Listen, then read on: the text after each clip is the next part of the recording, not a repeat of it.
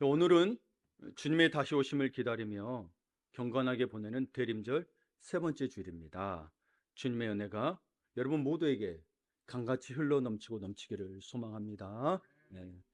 여러분, 오늘 본문은 선지자 이사야가 선포한 가장 아름다운 희망의 노래입니다. 보통 메시아의 고난을 이야기하고 순환을 이야기하는데, 정말 이사야 선지자 중 글 중에서 이 글이 가장 정말 소망이 넘치고 아름다운 노래입니다. 그래서 이 말씀은 어떤 내용이냐면, 절망적인 광야와 같은 현실 속에서도, 진짜 광야도 있지만 뭐요? 우리 광야 같은 삶이라고 이야기하잖아요. 그 현실 속에서도 하나님의 영광으로 말미암아 우리의 삶이 백합화. 여러분 본문에도 1절에 보게 되면 또 1번 돼 있죠. 성경책이 그렇게 좋은 책이에요. 밑에 보면 장미라고도 돼 있습니다. 꽃을 이야기하는 거예요. 봄에 피어나는 꽃. 이 삶이 백합화처럼 아름다운 꽃처럼 피어날 것임을 약속하는 놀라운 구원의 비전입니다. 그래서 여러분, 오늘 이 본문의 배경을 보게 되면 이스라엘 백성이 70년간 포로 생활을 겪잖아요. 바벨론에서 포로 생활을 겪고 또 왕조가 바뀝니다. 바벨론에서 페르시아, 바사 제국으로 바치게 되는데, 그러니까 바벨론 포로로 갔다가 2세 또 3세까지 태어나면서 그 페르시아 제국에 살게 되는 거죠. 근데 이제는 70년이 분명히 70년을 또 예언을 하셨잖아요. 그래서 돌아갈 상황이 된 거예요. 왕조가 바뀌면서 고레스 칙령에 의해서 그들이 돌아갈 수 있게 됩니다. 근데 여러분 생각해보세요. 거기에서 태어났단 말이에요. 2세대, 3세대가 고향으로 돌아갈 상황에서 겪는 두려움과 망설임에 대해서 솔직히 이야기합니다. 예. 그리고 여러분, 근데 단순히 가야 되는 문제가 아니라, 가라니까 가겠는데 가란 문제가 아니라, 사실은 뭐요? 포로지에서 이미 터전을 잡았잖아요. 그래서 살고 있단 말이에요. 그런 백성들에게 예루살렘은 어떻게 돼 있어요? 사람보다 짐승이 많고, 성전은 여러분 잡초로 뒤덮어 버렸단 말이에요. 그러니까 황폐해진 예루살렘으로 돌아가는 것은 어떤 어려움이 있는 거예요? 경제적인 현실이 있는 거예요. 여러분, 지금 뭐예요? 어디 가더라도 먹고 사는 문제도 있지만 또 자녀들 교육 문제까지 다 신경 쓰잖아요. 그렇죠? 예. 이게 경제적 문제와 현실적인 여러 가지 문제로 인해서 귀환을 선택하기가 힘들었다는 거죠. 인간의 현실로 보게 되면 우리의 마음으로는 못 가는 거예요. 여기서 살아야지, 내 자녀를 위해서라도. 그러나 뭐예요? 그러나 하나님은 그들을 위로하고 격려하며 그들이 용기를 내어서 귀환의 길, 시온의 대로를 걸으라고 촉구하고 있습니다. 이 시온의 대로를 말하는 이유는 뭐냐면, 여기는 뭐가 담겨지냐면 그들의 정체성이 담겨져 있기 때문입니다. 네. 현재의 우리도 삶의 현실 속에서는 여전히 사막과 같은 시간이 반복되고 있는지 모릅니다. 열심히 살지만 사막 같아요. 광야 같아요. 아무리 파도 뭐요? 물이 안 나오는 것 같아요. 고달파. 또 그리고 소망이라도 있으면 좋겠는데, 만약 이거 한다면 소망이 있겠는데 손 막연하잖아요. 그러니 뭐요? 불안하고 혼자 되니 고독하고, 그리고 예측 불가능한 환경들이잖아요. 나는 원치 않았는데 4차 산업이 왔어. 여러분, 혹시 4차 산업에 종사하고 계신 분 계신가요? 물론 대변했을지 몰라도 나는 우리는 뭐요? 예상치 못했던 일들이고. 예. 근데 그런 사회 환경에 그대로 노출되어서 메마른 땅을 걷고 있다는 게, 메마른 땅을 걷고 있다고 여기기 때문입니다. 팍팍하다는 거죠. 팍팍해. 예. 혹시 내 인생이 막 기름칠 지고 막 윤활유가 넘치고 막 번뜩번뜩 빛나는 사람 있습니까? 그러지 않죠. 팍팍하다는 거예요. 또 여러 가지 문제가 있죠. 내가 원치 않지만 질병이 오더라는 거예요. 내가 원치 않지만 노화가 오더라는 거예요. 그렇죠? 예. 그래서 또 뉴스 보다가도 갑자기 약만 넣어도 노안이 좋아진다, 이런 뉴스만 봐도 이런 약이 뭐 있지, 이렇게 보게 됩니다. 예, 그런 거예요. 눈이 가장 잘 안 보이니까. 피곤하고. 예, 질병 문제. 그리고 재정 문제. 여러분, 재정도 우리 마음대로 되던가요? 예산을 세워도 여러분 물가는 올라가고, 힘이 들더라고요. 그리고 관계의 어려움 등 수많은 고난이 우리를 둘러쌀 때 우리는 두렵습니다. 해도 안 되니 좌절하고 낙심하기 쉽습니다. 그러나 이사야 선지자는 이 모든 광야의 끝에 하나님께서 친히 오셔서 이루어 주실 영광스러운 회복을 선포합니다. 이 회복은, 우리 그러잖아요, 시간이 지나면 잔인이 해결될 거야. 아닙니다. 그거와 다릅니다. 하나님의 복은 시간이 지나면 잔여될 게 아니에요. 하나님은 시간의 구애를 받지 않는 분이시고, 이분은 시간이 필요 없는 분이에요. 그래서 하나님 하시는 일은 사실 시간의 구애 받는 게 아니에요. 인간이 시간의 구애를 받는 거죠. 예. 그러나 여러분, 하나님 뭐예요? 시간을 구애받지 않고 이 시간이 흐르면서 잔이 되는 게 아니라 결국 하나님이 오셔야 된다는 사실입니다. 예. 하나님이 주권하에서 오는 거예요. 때가 됐으니, 시간이 내가 약속했으니 가겠다. 그게 아니라 아무도 몰라요, 언제 오는지.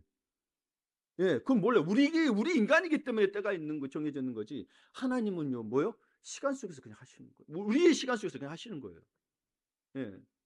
그러니까 그때가 뭐냐면 여호와의 영광, 그때가 되는 게 아니라 하나님이 임재하심으로 말미암아 하나님의 아름다움을 보는 영적인 기적이 일어나게 된다는 거죠. 그래서 이 말씀을 통해서 광야가 꽃밭이 되는 거예요. 여러분 지금 사막이 꽃밭이 안 됐어요. 근데 하나님 하실 수 있다라는 거예요. 그래서 이사야 선지자도 그런 노래 하죠. 사막에 샘이 넘쳐리라. 광야에 꽃이 피어 향기 나리라. 이 말을 그냥 겉으로 들으시면 안 돼요. 그 말씀을 믿으셔야 돼요. 그걸 믿어야 내 마음에 천국이 오는 거예요. 어디서 찾는 게 아니라니까요. 이미 주셨고 이미 우리 가운데 안에 누리시도록 하셨지만 진정한 천국에 이제 오신 건 주님이 오셔야 가능하다는 거죠. 예. 그러니까 우리 광야를 꽃밭으로 변화시키는 오늘 말씀을 통하여 주시는 세 가지 소망의 기둥을 붙잡고자 합니다. 기둥을 붙잡아야 됩니다, 여러분. 기둥이 무너지면 다 무너지는 거죠. 예. 첫 번째, 광야가 변하여 꽃이 되라는 걸 믿으셔야 합니다. 누가 말씀하시냐? 하나님 말씀하셨다는 거예요. 그래서 믿으라고 하는 거예요. 제가 이야기하면 믿지 마세요. 하나님 말씀하신 걸 믿으세요. 예. 그래서 1절 2절을 같이 읽어볼까요? 광야와 메마른 땅이 기뻐하며 사막이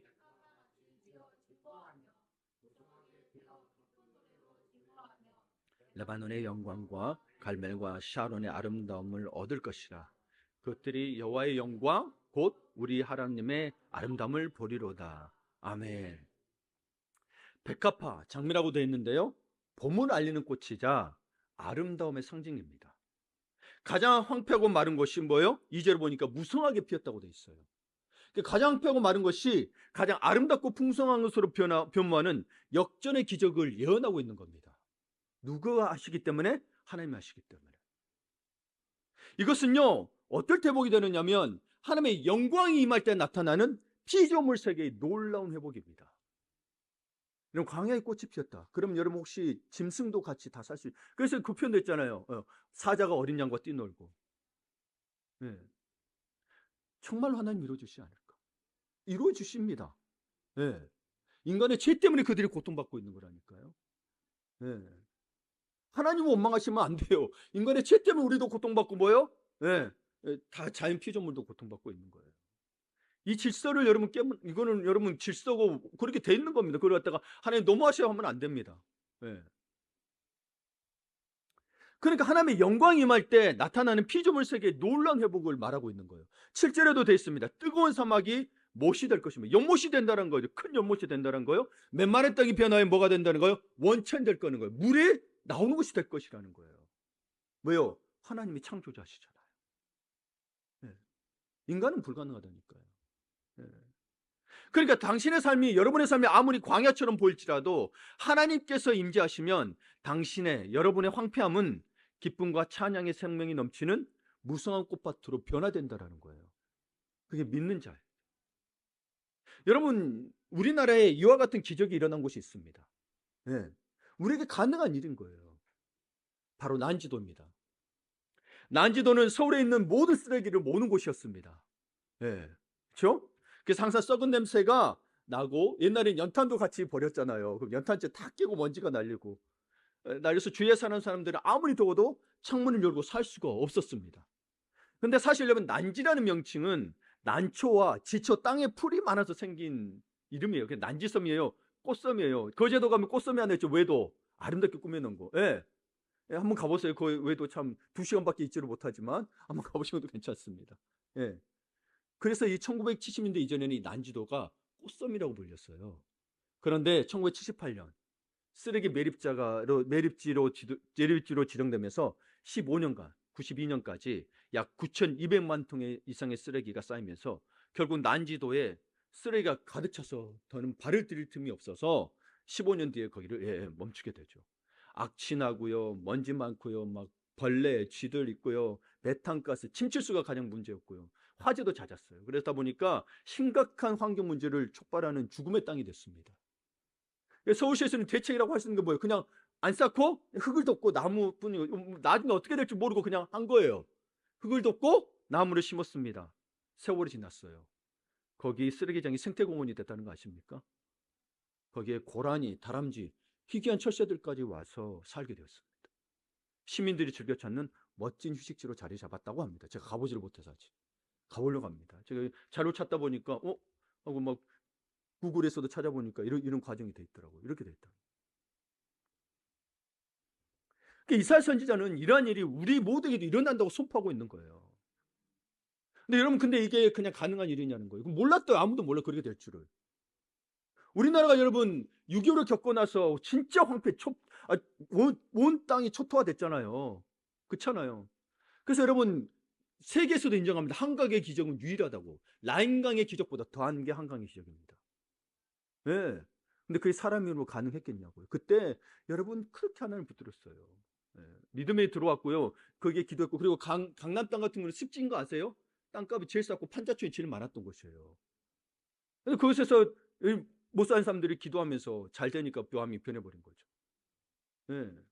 습지였어요. 예. 판자촌이 많았던 곳이에요, 거기가. 예. 오래 물이 없는 데서 살았었어요, 사람들이. 근데 뭐예요? 거기가 이제 뭐예요? 우리가 볼 때는 땅이 가장 비싼 게 됐지만 뭐예요? 우리 사람의 마음이 정말 살기 힘든 마음에 황폐해져 버린 불모지가 됐다는 거죠. 그러니까 오늘 이 말씀에서 이야기하는 광야와 메른 땅은, 광야와 메마른 땅은 이 지구상에 있는 불모지를 말하는 게 아니고요. 하나님을 알지 못하는 우리 인간들의 마음을 의미하는 거예요. 이거는 믿지 않는 자도 이야기합니다. 갈수록 인간성이 상실되어 있고 개인주의가 너무 팽배해지고 있다고. 예. 하나님을 알지 못하는 우리 인간들의 죄악으로 가득한 마음은 어떠한 식물도 살기 어렵고요. 공기도 너무 좋지 않아 아무것도 살 수 없는 불모지로 변하고 말았습니다. 예. 우린 성공했고 부자가 되어 좋은 집에서 살지만 마음속은 언제나 풀도 없고 나무도 없는 불모지라는 거예요. 예.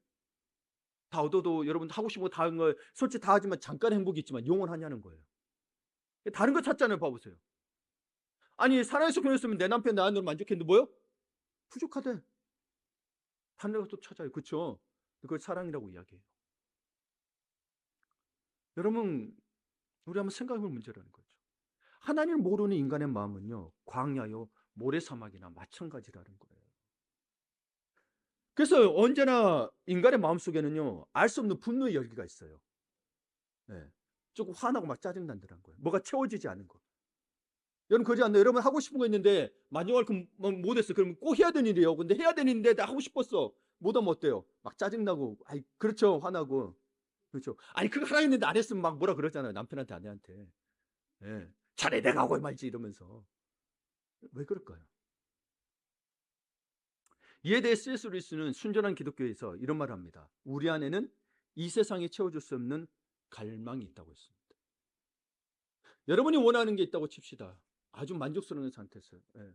아주 행복하고 뭘 다 버렸다 치고 심지어는 동물의 사는 분도 있어요. 그들이 고통을 받고 살 수 있다고 해서 여러분 그 갈망이 다 채워질까요? 아니 안 채워집니다. 인간은 영적인 존재예요. 그래서 영적이지 않은 것으로는 다 채워지지 않습니다. 그걸 놓치시면 안 돼요.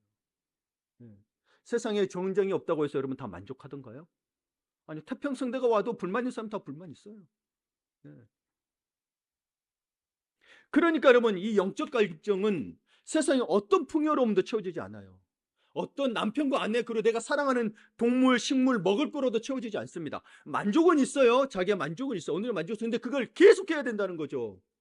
계속해야 된다는 건데 그게 계속 되냐는 거예요. 유지되냐는 거예요. 진리가 아니기 때문에 영원하지 않아요. 남편의 사랑, 아내의 사랑 때로는 변해요. 사랑하지 않는 게 아닌데 변해요. 영원하지 않아요, 여러분. 그래서 우리가 늘 갈증이 나고 여러분 채워지지 않는 것 때문에 불안하고 그런 거예요. 인간은 영적인 존재이기 때문에 짐승은 그러지 않아요. 예. 동물은 그러지 않아요. 인간은 그래요. 그걸 구분하셔야 돼요, 인간을. 예. 왜 우리 주님이 우리를 위해서 십자가를 지셨는지 그걸 아셔야 돼요. 그러니까 여러분의 마음을 들여다보셔야 그걸 발견할 수 있다니까요. 세상을 들여다보면 안 보여요. 내 마음을 들여다보셔야 돼요. 예. 채우셔야 하는 그 갈망 채우 그래야 주님이 다 완전하실 것들 믿음이 옵니다. 근데 채우지 않은데 하나님의 영광과 아름다움 볼 때 이게 뭐냐면 신약에 왔을 뭐냐면 예수 그리스도를 진짜 만났을 때, 성령이 충만할 때, 성령이 임재할 때. 그래서 구약에서 샤카이나 영광이라고 그러죠. 거기에 임재했을 때 봐봐요. 모든 이스라엘 백성들이 다 엎드립니다. 그리고 가득 찼다고 이야기합니다. 아무 염려 걱정이 없습니다. 예. 하나님 임재가 그런 거예요. 그래야 비로소 그 광야가 완전히 바뀐다는 거예요. 그들이 시칸의 영광과 완전히 함께 했기 때문에 광야가 광야가 아니었죠. 하나님과 동행하는 그 광야 모든 것이 성전이 됐던 겁니다. 예. 옷과 신발이 헤어지지 않았고 그들은 만나를 먹었고 그때만 먹었다니까요. 만나. 궁금해 죽겠어. 예. 그때만 먹었다. 그런데 지금은 우리의 만나가 누구라고요? 예수 그리스도 말씀이시라. 그러니까 여러분 2절을 보게 되면 레바논의 영광과 갈멜과 샤론의 아름다움을 얻는다고 합니다. 하나님이 임하시면 임재하시면 메마른 땅에 꽃이 피고 생명이 가득하게 될 거라는 거예요.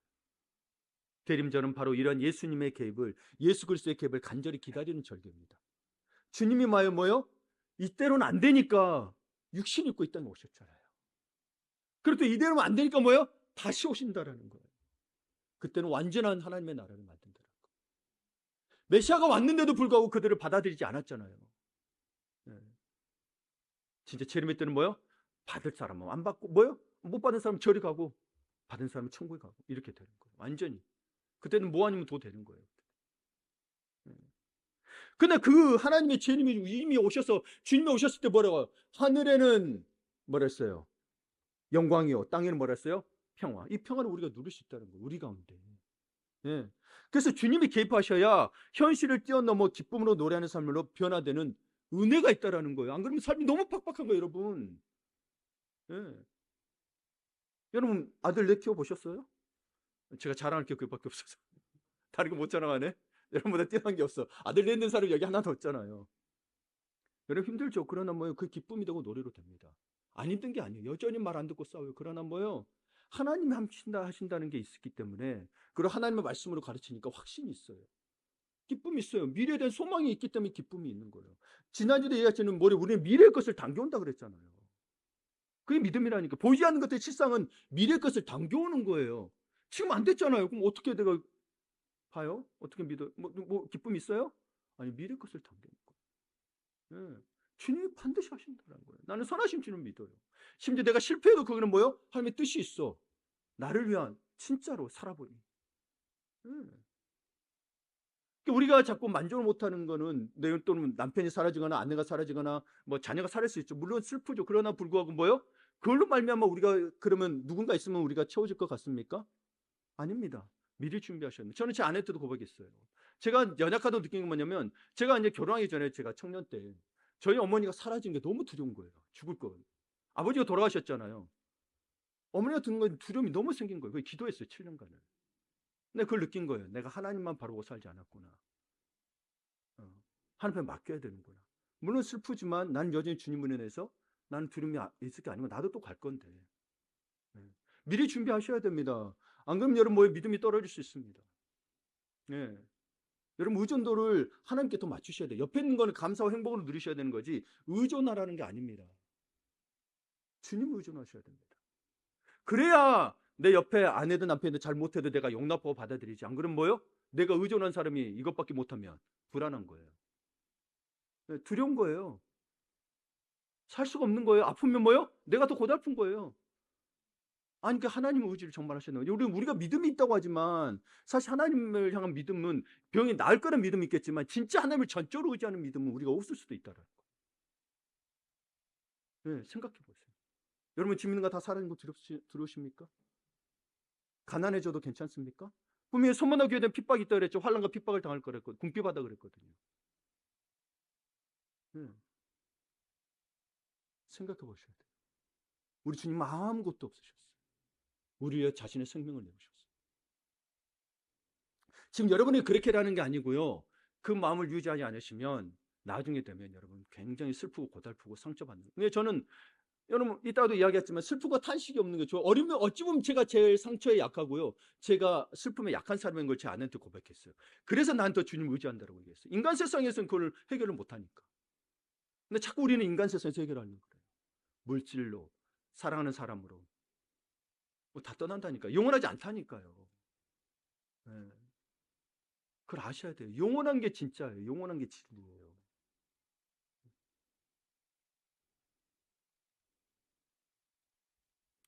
그런 여러분 광야 꽃으로 변하기 위해서는 뭐 그걸 믿으셔야 돼요. 하나님의 개입을 아셔야 되는 거예요. 주님만 바라보셔야 되는 거예요. 지금 내가 있는 거 물질을 내게 다 내려오는 의미가 아니에요. 주님 안에서 주님의 영광을 바람으로 살아가는 거. 그렇지 않으면 여러분, 이거 내가 일할 만큼 벌지 않으면 너무 고달파요. 그렇잖아요. 나는 필요한 만큼의 돈이 있는데, 내가 사업을 벌렸는데 불안해서 못 살아요. 주님의 영광을 바라셔야 돼요. 주님의 임재가 있지 않으면 여러분, 우리는 그 세상에 다 끌려다닙니다. 고통과 아픔과 걱정과 두려움에 끌려다닙니다. 광야 꽃이 핀다고요? 말도 안 되는 소리라고 속으로 외칠 겁니다. 근데 성경은 그렇게 되어 있는데 못 믿는다는 거예요. 그럼 뭐예요? 하나님을 전적으로 의지하지 않는다. 두 번째, 약한 손을 강하게 해야 합니다. 3절에서 6절에 보게 되면 3절 4절 제가 읽어드릴게요. 너희는 약한 손을 강하게 하며 떨리는 무릎을 굳게 하며 겁내는 자들, 또 2번이라고 되어 있죠. 밑에는 성급한 자들이라고도 되어 있어요. 겁내는 자들에게 이르기를 굳세어라, 두려워하지 말라. 보라, 너희 하나님이 오사 보복하시며 갚아주실 것이라. 하나님이 오사 너희를 구하시리라 하라. 역시 솔직히 광야의 삶은 우리를 약하고 무력하게 만들기 마련입니다. 뭐가 있어야 할 거 아니에요. 광야의 삶.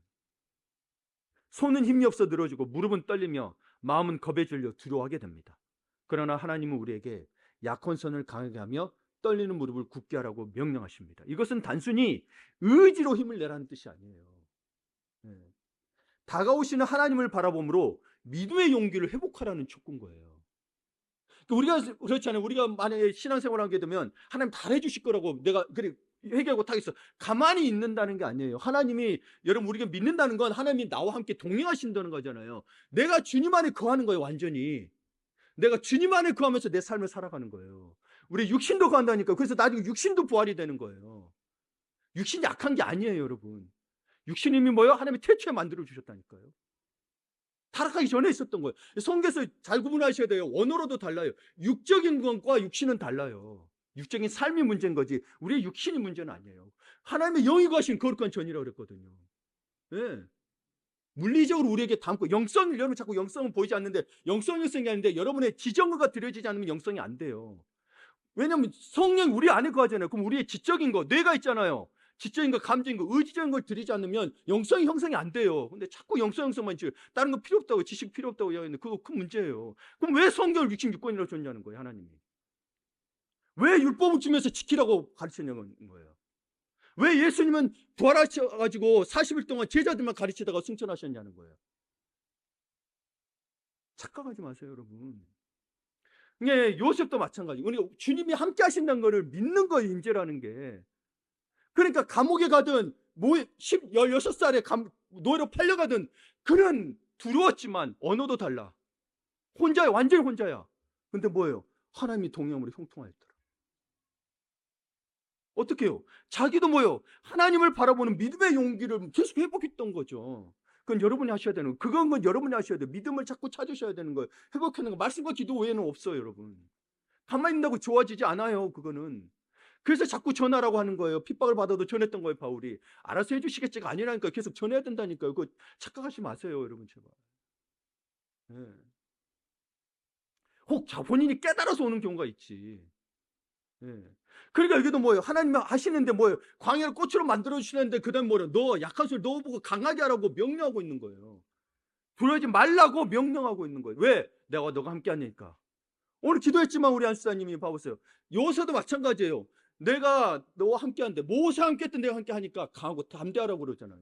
하나님 그냥 강하고 담대하면 집어줘 넣어줬나요? 아니요. 내 자체가 하나님이 강하고 담대함이라니까요. 그러니까 하나님이 함께 하니까 너는 그냥 네가 믿으면 돼. 강하고 담대하면 돼. 자꾸 귀신 핑계대고 사탄 핑계대는데요. 그러면 하나님이, 예수님이 사탄과 귀신 때문에 십자가 지셨나요? 아니, 결국에 죄 짓는 건 하와고 아담이라고요. 그걸 왜 십자가를 지셨다고요? 그만 탓하세요. 네. 그들이 유혹하는 건 맞아요. 그들을 저주했던 건 맞아요. 근데 보세요. 요한복음에도 보게 되면 가론유다 예수님과 같이 있어도 예수님 팔까 하는 생각이 들어왔잖아요. 그 착한 생각을 버리지 않으니 나중에 뭐요? 사탄이 그리 들어왔다고 돼 있다고요. 누가 열어줬어요? 내가 열어줬다. 내가 몰아내면 되잖아. 안 몰아내니까 문제인 거잖아요. 불평불만에 내가 안 몰아내니까 문제인 거예요. 두려움과 걱정을 내가 안 몰아내니까 문제인 거예요. 내가 하는 그건 뭐예요? 안 믿는다는 거야, 하나님을.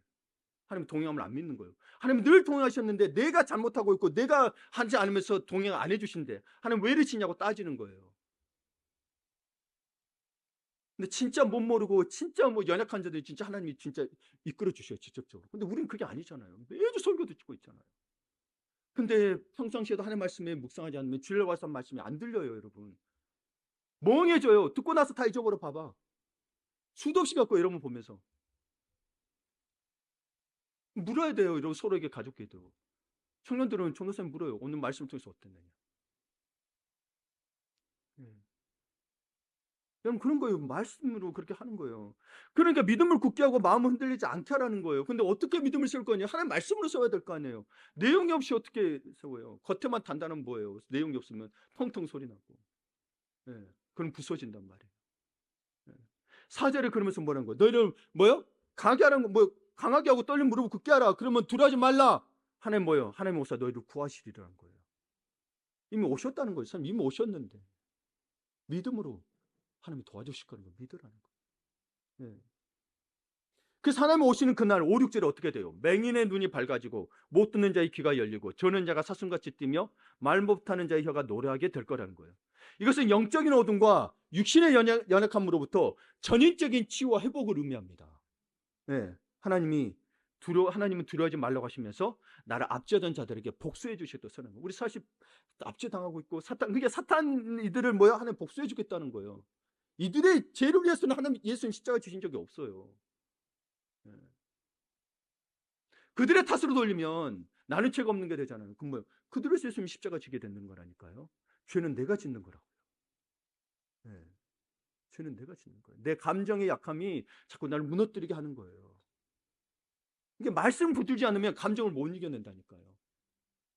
힘들어, 어려워, 고달파 이 생각이 들어오면은 말씀에 확신이 없고 믿음이 없으면 거기에 넘어오죠. 그래서 말씀을 자꾸 채우려고 하는 거예요. 말씀 암송하면요 그때 갑자기 떠올라요. 젊었을 때 그게 막 힘이 되는 거예요. 와 진짜 공부가 아니라니까. 우리 그게 영성이에요, 여러분. 영성이 내용물이 없이 나오는 게 영성이에요? 그럼 누구는 되고 누구는 안 되고 이렇게 되는 거예요. 영성은요, 그쵸? 진리 영성은 그거는 진리잖아요, 그쵸? 모두에게 동일해야죠. 예.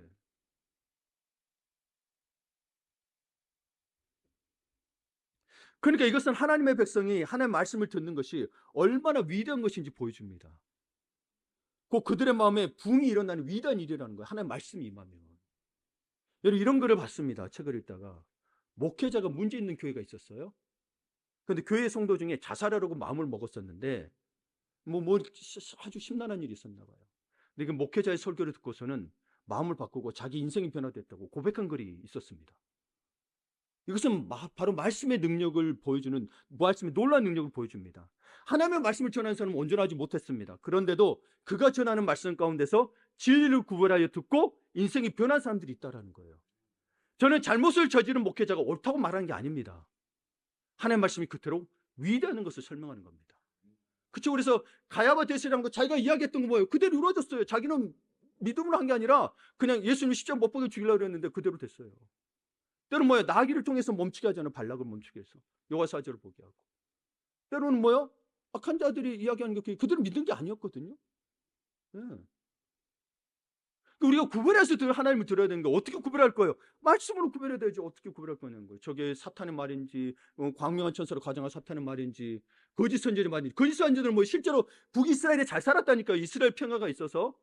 그래서 하나님은 올바른 선지자를 통해서 야 너희 멸망할 거야. 조심해. 너희 나라 명할 거야. 했는데 그들은 우리 지금 잘 먹고 잘 살고 있고 몇 년 풍작인데 뭐 망한다 그래요. 거짓 선지자들. 하나님 뜻이 아니다 그랬단 말이에요. 근데 망했잖아요. 네. 그러니까 말씀이 기준이 안 되면 우리는 분별을 못 하는 거예요. 네. 그래 하나님 말씀 그대로 위도하는 것을 설명하는 건데 왜 우리는 그 말씀을 붙들지 않을까요? 왜 하나님 백성이 그렇게 세상을 따라 살까요? 그렇죠. 하나님 말씀 계속 묵상하셔야 됩니다. 여러분 일하게 되면 일 순서 묵상하잖아요. 그렇죠. 이렇게 하면 빨리 할 거야 하잖아요. 엄청 잘하잖아요. 그렇죠. 그런 거 똑같아요. 메커니즘 우리 인간에게 육신을 주셨기 때문에 성령이 거하시는 전이기 때문에 메커니즘 우리에게 주셨기 때문에 그렇게 하셔야 되는 거예요. 네. 사람들이 하나님을 모르면 탐욕의 바벨탑을 쌓게 되어 있습니다. 아무리 많이 가져도 부족하다고 여기고 자꾸 더 가지려고 합니다. 네. 그러나 하나님의 은혜를 체험하고 나면 이미 가지고 있는 것이 족하고도 넘치다는 것을 알게 됩니다. 예, 너무 넘쳐서 내 아들이나 주셨어요. 웃으라고 하는 이야기예요, 여러분. 여러분에게도 다 귀하고 그렇죠. 예. 그리고 자기가 가진 것을 자꾸 내어놓습니다. 나는 내 자녀도 하나님의 뜻에 쓰이기를 원합니다. 우리 나 자녀들 보고 그래서 이야기합니다. 너희 선교지로도 가도 괜찮다. 아프리카도 가도 괜찮다. 목숨 걸고 신앙생활해라. 우리 두려워서 자식 안 보내려고 그렇게 못하잖아요. 좋은 교회, 큰 교회 보내려고 하잖아요. 네. 내 자녀 뭐 신학대학 보내놓고 그러잖아요. 그럼 누가 갈 거예요? 저기 황무지에는. 누가 갈 거냐? 내 아들이라도 보내야죠. 저는 그 사람들 탓하는 게 아니에요. 내 아들이라도 보내겠다. 가는 건 자기들 결정해야지만 난 아이들에게 이야기했어요. 내 아내도 여기 있으니까 제가 거짓말을 하겠습니다.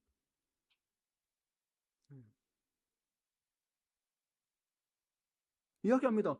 만약에 교회도 문 닫을 수 있다. 우리 가난할 수도 있다. 받아들여라. 아빠가 어디 가서라도 일할 테니까 걱정하지 말아라. 뭐 하나님이 함께 하신다는데 뭐 안 들면 어떻습니까? 네. 그러니까 여러분 우리도 뭐요? 가진 것을 자꾸 내어놓습니다. 그럼 뭐요? 약한 손이었던 게 강해지기 시작을 하는 거예요. 교회에서도 마찬가지예요. 내어놓는 건 모든 것을 영혼을 살리고 유지하는 데 사용돼서 하나님 앞에 영원한 상급으로 남게 되는 거예요. 여러분이 섬기는 거 음식을 하든 뭐 여기서 섬기든 청소를 하든 뭐 하든 거에 다 약한 손이 강해지는 거예요. 점점 강해지는 거예요. 근데 누구 하나만에 그러지 말고 네. 내 주님이 아시잖아요. 내 주님이 아신다니까 하는 거예요. 누구에게 인정받으려고 하면 못하지. 네. 맨날 싸우고 너 한 해만에 그러고 아니 그건 공동체 안에서 가르치고 나는 뭐요? 주님만에 감사해서 내 약한 손을 강하게 하신 내가 강하게 해야지. 네, 자발적으로 아무도 모르게 섬기고 하는 거예요. 네, 그게 있는 거예요. 세 번째로 봐야 될 게 뭐냐면 거룩하는 길을 통해서 이제 시온으로 돌아와야 됩니다. 우리가 지금 첫 번째 광야가 꽃이 되는 것으로 해서 하나님의 인재가 있었고요. 그 다음에 뭐예요? 약한 손을 강하게 하고 떨리는 무릎을 세우고 두려워 않고 그 다음에 뭐예요? 우리가 또 믿음은 행함은 난다 그랬어요. 네. 거룩한 길을 통해 시온으로 돌아야 됩니다. 거룩한 길을 가야 됩니다. 네. 두렵고 떨림으로 너희의 구원을 이루어야 합니다. 네. 8절에서 10절 거기에 대로가 있고 그 길을 거룩한 길이라 일컫는 바 되리니 깨끗하지 못한 자는 지나가지 못하겠고 오직 구속함을 입은 자들 위하여 있게 될 것이라. 우매한 행위는 그 길로 다니지 못할 것이며 거기에는 사자가 없고 사나운 짐승이 그리로 올라가지 아니하므로 그것을 만나지 못하겠고 오직 구속함을 받은 자만 그리로 행할 것이며 여호와의 속량함을 받은 자들이 돌아오되 노래하며 시온에 이르러 그들의 머리 위에 영영한 희락을 띠고 기쁨과 즐거움을 얻으리니 슬픔과 탄식이 사라지리로다. 아멘. 하나님은 광야를 아름답게 회복시킨 후 황폐화된 예루살렘을 회복시킨 후 곧 그곳에 대로 거룩한 길을 내신다고 하십니다. 이 길은 단지 지리적인 길이 아니라 구속함을 입은 자들만이 걸어갈 수 있는 영적인 구원의 길입니다. 우리가 정말론적으로 보게 되면 하나님 나라로 향하는 길입니다. 이 길에는 사자나 사나운 짐승이 없고요. 오직 구속함을 받은 자들만이 안전하게 행진할 수 있습니다. 마침내 이 길의 최종 목적지는 시온, 곧 하나님의 성입니다. 우리 성도 가정 중에 시온이 있는 집도 있죠, 이미. 예. 멋진 이름이에요. 예. 시온을 향한 대로라고 나옵니다. 이걸 거룩한 길이라고 이야기하는데 이 길은 이스라엘 백성의 정체성의 형성의 공간입니다. 무슨 말이냐? 바벨론 포로로 가서 2세대, 3세대 낳았다 그랬잖아요. 그럼 바벨론 사람이잖아요. 피는 이스라엘 피지만 근데 뭐 그들은 다시 예루살렘으로 돌아야 된다는 거예요. 우리도 마찬가지, 우리도 대한민국 사람이나 본질은 어디 사람이란 거예요? 천국 시민이라고 빌립보서에서 이야기하고 있잖아요. 여러분은 하나님의 나라의 백성이라는 거예요. 예. 그걸 놓치지 마세요. 근데 거룩한 길을 가면서 그 정체성을 다시 상기시켜도 형성되더라는 거예요. 그 길을 가지 아니하고 안 가면 안 된다는 거예요. 그럼 오늘날 뭐냐? 오늘날 길은 이 시온의 대로 거룩한 길은 무엇이냐? 교회가 하나님 나라를 향하는 대로입니다. 거룩한 길입니다. 교회가. 구속함을 받은 자들만이 들어갈 수 있는 공간을 만들어준 곳이 교회예요. 왜냐하면 교회가 뭐예요? 곧 그리스도의 몸이라 그랬잖아요. 머리는 그리스도고 우리가 그리스도의 몸이라 했어요. 우리가 아니라요. 인간이 아니라 뭐예요? 그리스도의 몸이라 그랬다고. 그러니까 주일에 함께 예배 드리는 것은 하나님 주신 십계명 중 네 번째 계명 안식일을 거룩히 지키는 가장 중요한 요소입니다. 여러분 예배를 소리 여기면 안 됩니다. 교회를 소리 여기면 안 됩니다. 그러니까 교회 와도 그냥 왔다 그냥 가들이 있습니다. 교회를 그냥 모여있나. 그러니까 여러분 건물을 말한 게 아니에요. 여러분 상황이 안 돼서 건물이 혹시 모일 수 있는 것도 있잖아요. 그렇죠? 혼자서 신앙생활 한다고 착각하면 안 된다. 혼자서 믿을 거 구천국 받나? 아닙니다. 여러분. 아닙니다. 지체를 어떻게 만들 거예요? 교회는 그리스도 몸을 만들어야 될 거 아닙니까? 그래서 교회론을 모르면 신앙이 성숙하지 않습니다. 나만 잘 믿으면 된다고 생각합니다. 아닙니다. 예, 이걸 놓치지 마세요. 예. 여러분, 그래서 이 길에서 머물러서 거룩한 예배. 그러니까 여러분 봐보세요. 그러면 아브라함만 구원하면 되고, 길게 와서 모세만 구원하면 되잖아요. 근데 왜 변명 많고, 불평 많던 이스라엘 민족을 구원했냐는 거예요. 그리고 제일 먼저 한 게 뭐예요? 모세가 바로 얘기한 게 뭐예요? 이들로 데려가서 하나님을 제사 드리게 해달라고 했잖아요. 혼자 하는 게 아니에요. 몸을 만드는. 그래서 여러분, 교회를 사랑하셔야 되는 거예요. 교회를 사랑하는 건 어디서 나오냐? 예수님을 사랑해야 가능합니다. 그래야 그건 잘 안 되지 않습니다. 왜? 나하고 다르거든. 나하고 또 때로는 말다툼도 하거든. 기분 나쁘기도 하거든. 그러니까 여러분, 이런 일이 일어나요. 여러분, 가정에서도 일어나고 교회에서 어느 날 사람들에서 일어나요. 교회가 그런 곳이 하면서 교회가 그런 줄 몰랐어. 이래서 떠나면 안 된다는 거예요. 예. 가정 그렇게 해서 여러분 남편 떠나고 아내 그냥 쉽게 떠날래요? 마음 안 맞는다고? 아니잖아요. 하나님이 짝지어진 것을 나눌 수 없다 그랬잖아요. 예. 여러분, 그러니까 신앙을 깊이 생각하셔야 돼요. 광야를 지나 꽃같이 피어나는 인생의 완성은요, 궁극적으로는 슬픔과 탄식이 사라지는 영원한 하나님 나라에 이르는 겁니다.